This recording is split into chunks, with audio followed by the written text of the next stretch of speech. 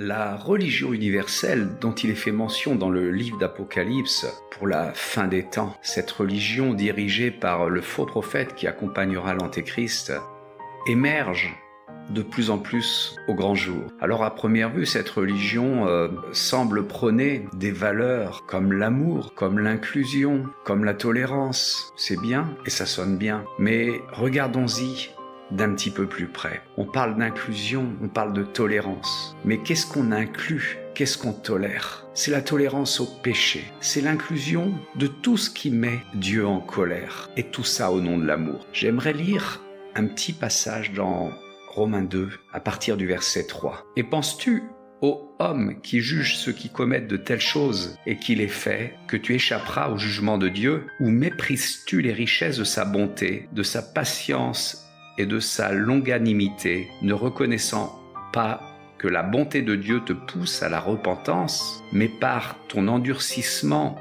et par ton cœur impénitent, tu t'amasses un trésor de colère pour le jour de la colère et de la manifestation du jugement de Dieu qui rendra à chacun selon ses œuvres.